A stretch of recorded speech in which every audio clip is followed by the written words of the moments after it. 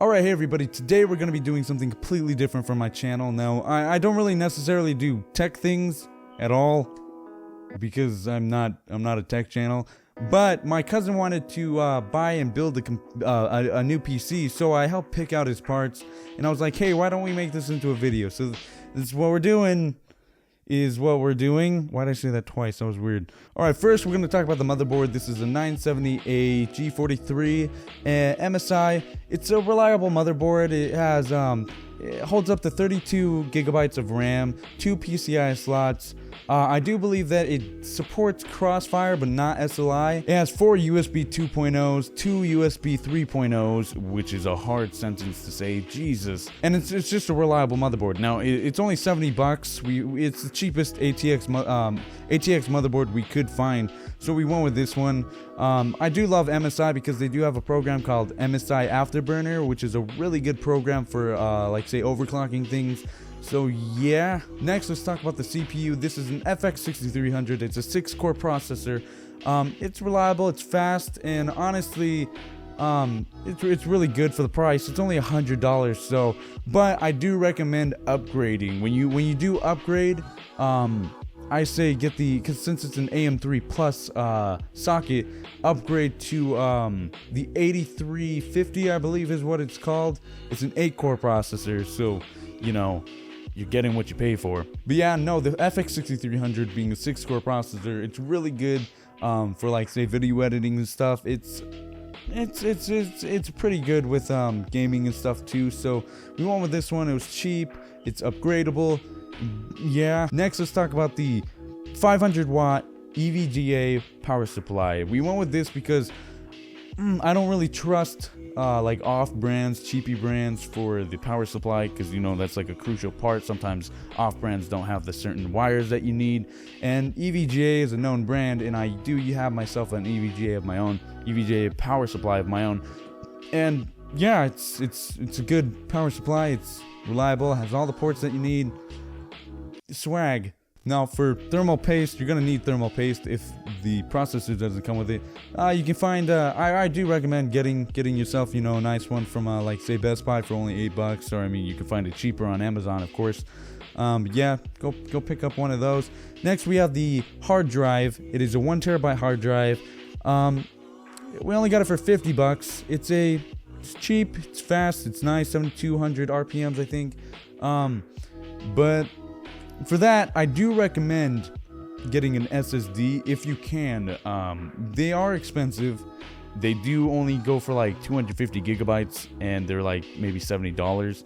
So I do recommend for that, though, if you can, putting your OS into it. You're basically like Microsoft Windows 10, because it's faster, it's more reliable, and it's, you know, all around better than a normal hard drive. So I say, if you can, get the SSD. If you can't, stick with the hard drive and just, you know, put everything on that. Next, we're gonna be talking about the what is this called?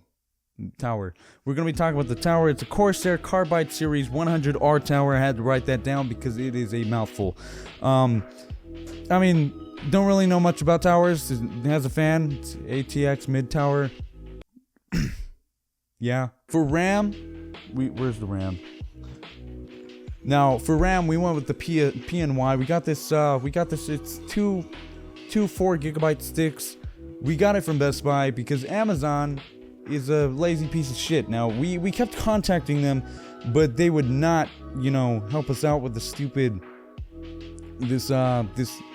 Okay, that fell. They wouldn't help us out with our RAM. We ordered the RAM. It was, I forgot what brand it was, but it was only $30. This one is $40. Oh, I think I forgot to talk about this. I forgot to talk about the price of the tower, and it's only $50. So yeah, it's nice. But for the RAM, we try to contact Amazon.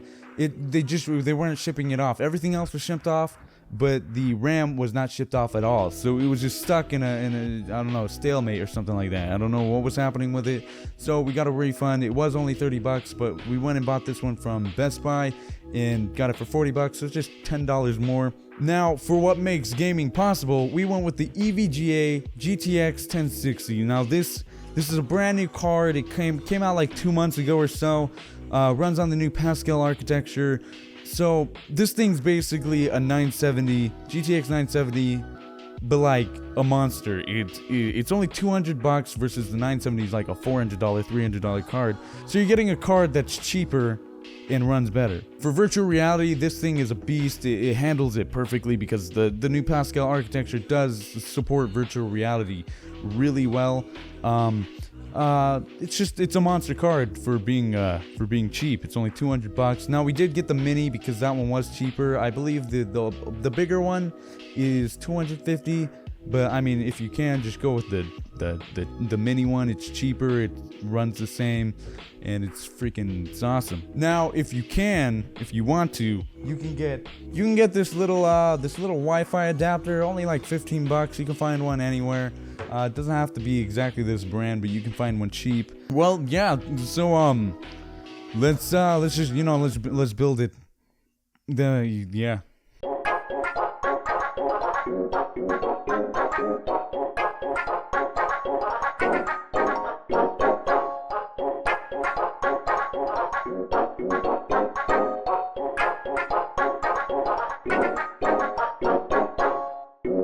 Now, as you guys can see, we did end up finishing the build. Now, don't mind the Mac mouse and keyboard. Those are, I didn't mean to taint it so early.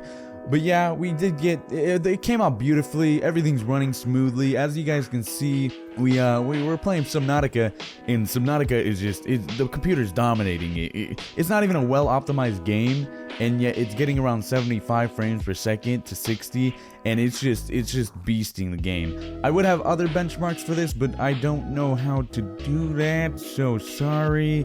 I mean, you could also look up other benchmarks too, so there's that too. Well, I hope we helped you guys, find out some PC parts to build or PC parts to buy. I will have them in the link. I will have the link in the description below. So don't forget to like, comment, subscribe. Comment down below what you want me to do or play next, and I will see you in the next one.